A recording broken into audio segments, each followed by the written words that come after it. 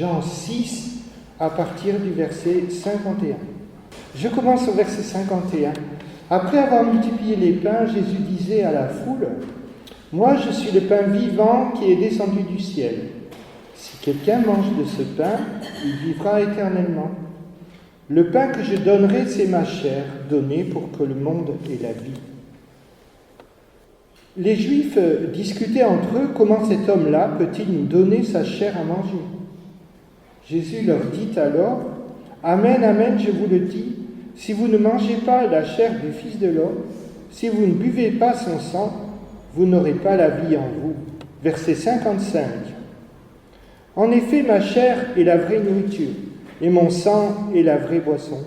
Celui qui mange ma chair et boit mon sang demeure en moi, et moi, je demeure en lui. » Beaucoup de ses disciples qui avaient entendu déclarèrent « Cette parole est rude, qui peut l'entendre ?»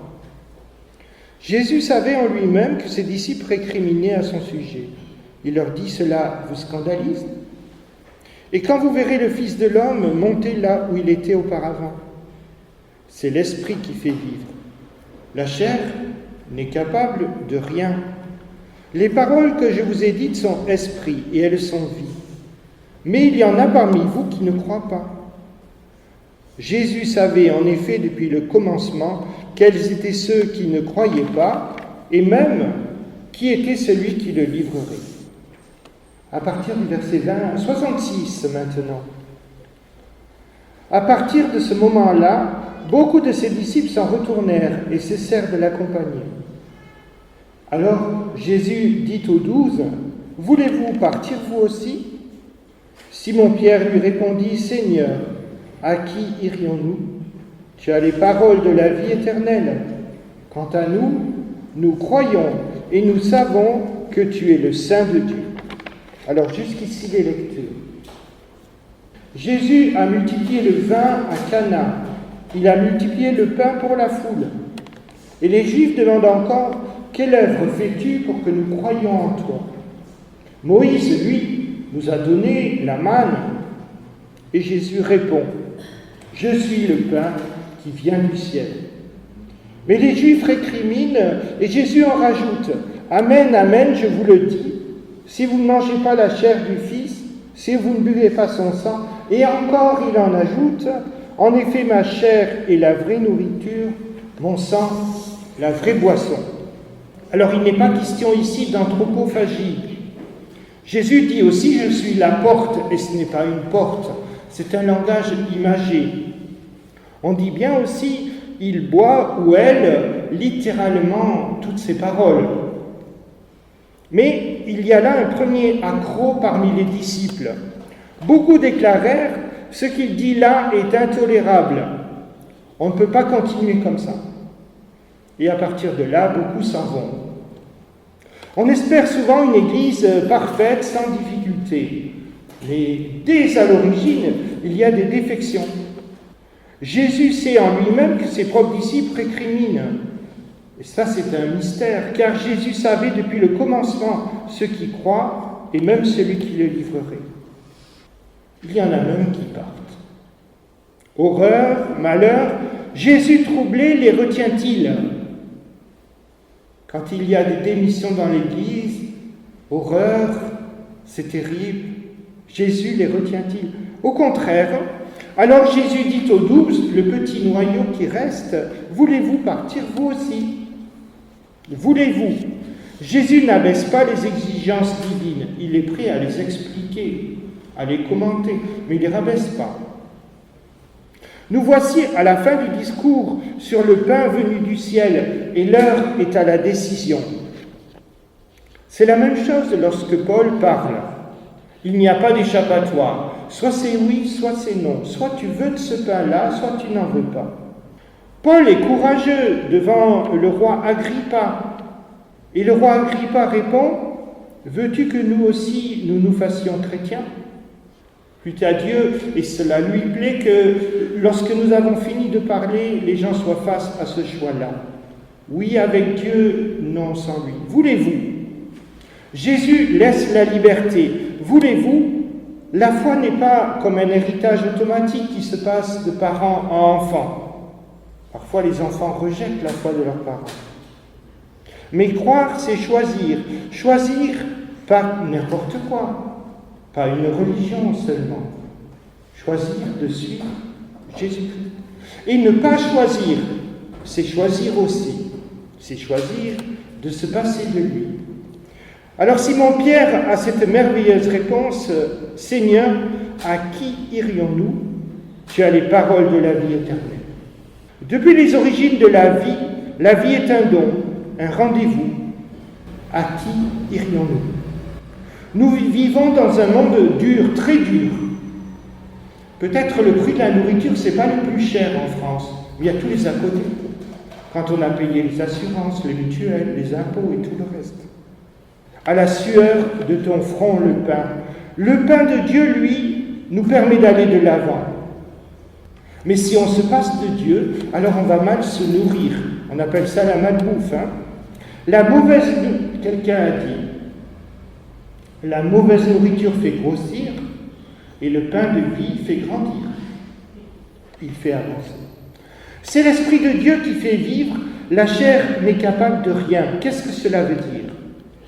Alors que l'homme souvent pense pouvoir se passer de Dieu, que voit-on autour de nous ?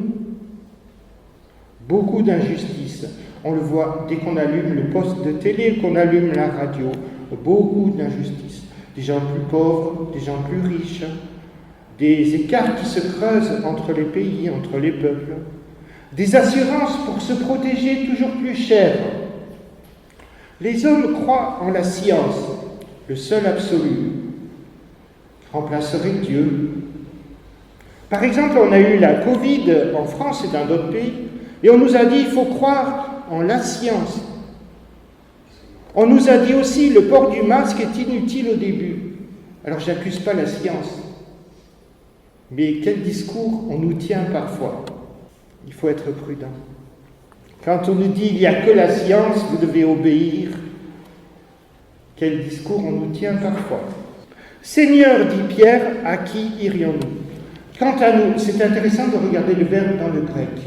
Quant à nous, nous croyons, pisteo.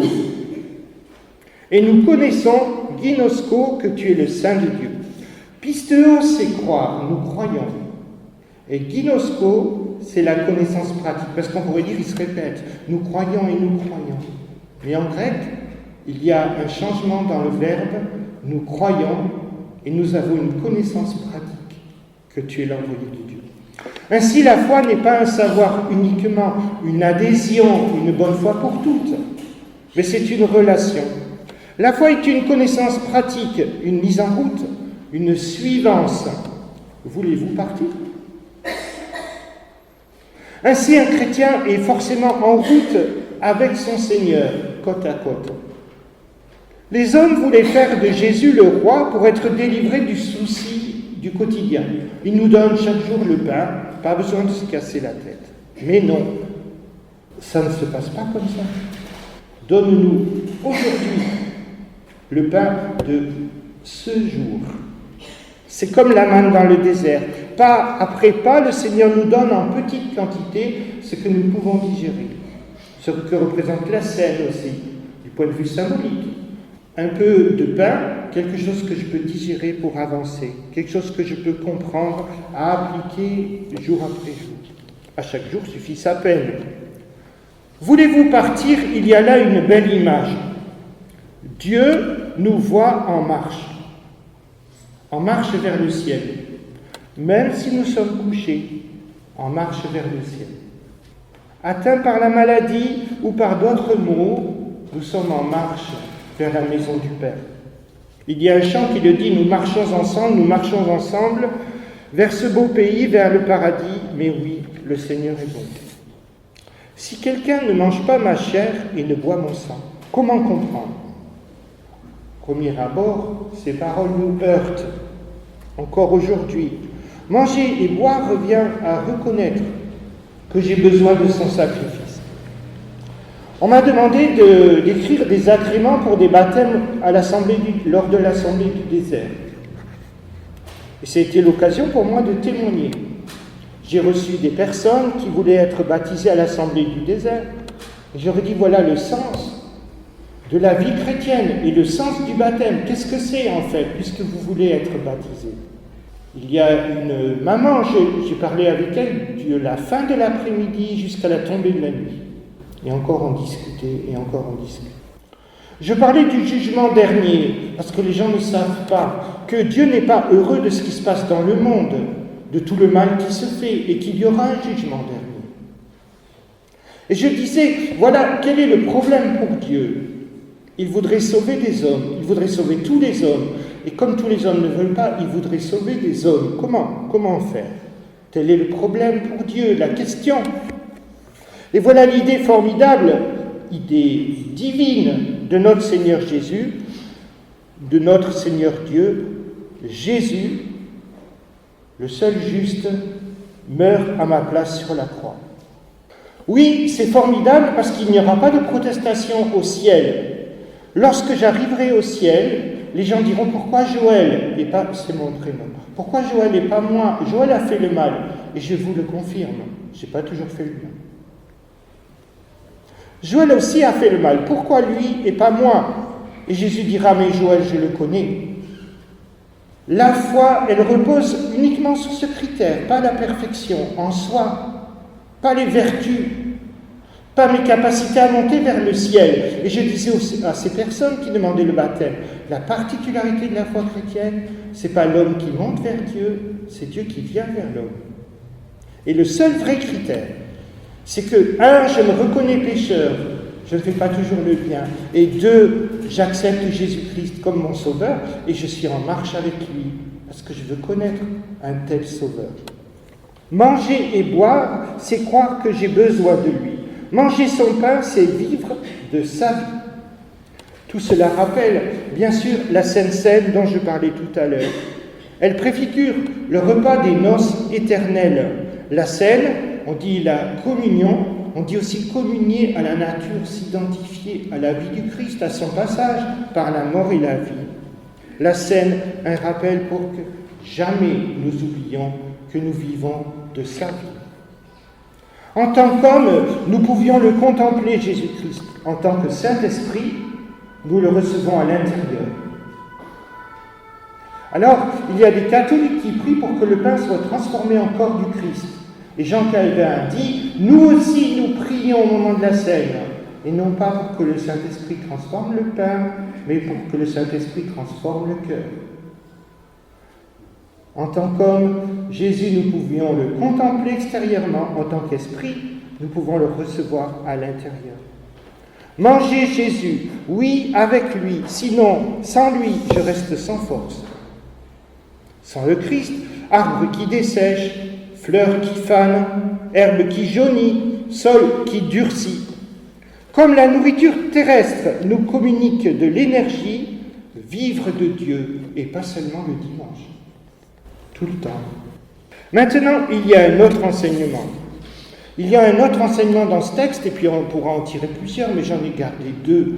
J'en arrive à une conséquence pratique de tout cela. On voit que le Seigneur Jésus se donne. Le sang et la chair nous parlent de sa mort, sa vie donnée. Et nous, je dis nous, mais je pourrais dire moi, et nous, on cherche toujours à nous protéger, à se protéger, tandis que Jésus se donne. Question, de quoi avons-nous besoin sur cette terre? Pas seulement de pain terrestre, nous avons faim de vivre, soif de partage. Qu'est-ce qui nourrit? Pas seulement la nourriture terrestre, nous avons besoin de relations avec Dieu le Créateur, avec les autres.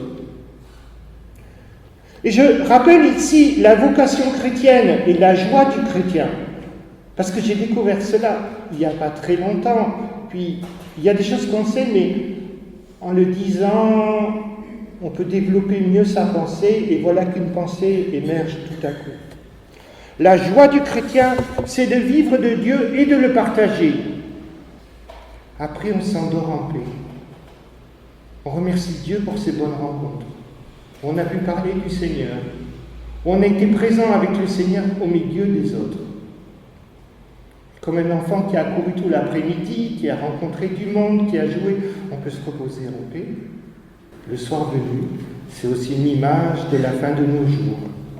Nous avons pu partager avec les autres ce que le Seigneur a mis dans le cœur. Belle journée que ces rencontres grâce à lui. Pain rompu qui se donne, la vie de Jésus est comme une parabole, un exemple. Martin Luther disait « Nous devons être un Christ pour l'autre ». Bien que Jésus soit la seule vraie nourriture, nous sommes donnés par le Seigneur, nous sommes envoyés vers ceux qui ont faim. Et on ne se rend pas toujours compte. Une parole qui nourrit pour l'autre, une parole au bon moment. Quelle préciosité, n'est-ce pas? Nous sommes donnés aux malades, envoyés vers les malades. Alors, la tâche est immense, immense. On peut être déboussolé. Vers qui allons-nous? Vers qui irons-nous? Est-ce que j'irai plutôt dans cette maison de retraite, cette maison de santé? Est-ce que j'irai plutôt traverser la rue, voir cette personne? Est-ce que j'irai plutôt téléphoner à cet autre? La tâche est immense. Comment faire? Partager la parole du Seigneur. Mais où? Vers qui? Quand? Comment? La chair, dit Jésus, n'est rien. C'est l'esprit qui vivifie, qui donne vie. C'est la pensée de Dieu qui nous conduit. S'appuyer sur la chair, c'est la bonne volonté. Et la bonne volonté, c'est l'épuisement assuré. C'est sympa, mais c'est l'épuisement assuré. Donne-moi toujours, Seigneur, de ta pensée, de ta nourriture, de ton pain. Il y a ici un point particulier sur lequel je veux me poser maintenant quelques minutes.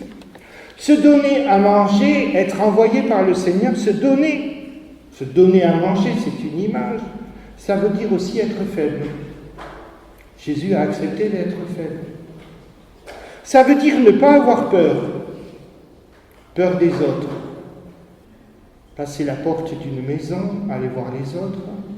Dans quelle situation? Quelle est leur situation? Partager, pain rompu, partager. Ça veut dire aussi accepter d'être faible. Peur des autres, ce qu'ils feront de moi et de ce que je dirai et de mon témoignage et de mes limites.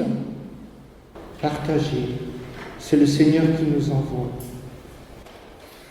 Mais alors se donner jusqu'à l'épuisement? Non, je l'ai dit, sagesse du Saint-Esprit, c'est lui qui nous conduit. Il nous faut sans cesse revenir à la source. Jésus souvent se retire. Et comment nous nourrir à nouveau et toujours du Seigneur Jésus pour que nous soyons comme un arbre planté près du courant d'eau, pour que nous ne soyons pas des témoins aigris, tristes, fades, secs. Eh bien alors il nous faut penser à la personne du Christ, à sa douceur, à sa tendresse, à son enseignement. Il faut prier, parler avec lui. Et alors il vient nous rafraîchir. Il y a aussi un temps pour tout chez les hommes. Parfois, ils sont réceptifs, d'autres fois, ils ne le sont pas. Inutile d'insister. Une fois, dans ma famille, on m'a demandé de prêcher, mais on m'a dit « tu ne parleras pas de Dieu ». C'est une partie de ma famille qui n'est pas chrétienne. Bon. Mais il y avait une amorce. Alors qu'en temps normal, ils ne sont pas réceptifs. Là, ils avaient besoin d'une parole. Ils m'ont dit, s'il te plaît, tu nous feras un culte pour cet événement. Mais on aimerait bien que tu ne nous parles pas de Dieu. Se dépenser, partager, être serviteur. Est-ce que vous savez qu'il y a des serviteurs parfois qui n'en peuvent plus, qui ne veulent plus? Ils sont épuisés à ce point, à cause des mauvais coups de la vie, et parfois les mauvais coups des hommes, et à cause d'eux-mêmes, et les réactions que les hommes ont eues par rapport à eux, et c'est un cumul, et parfois ce qui nous dessèche, par la racine, c'est l'amertume.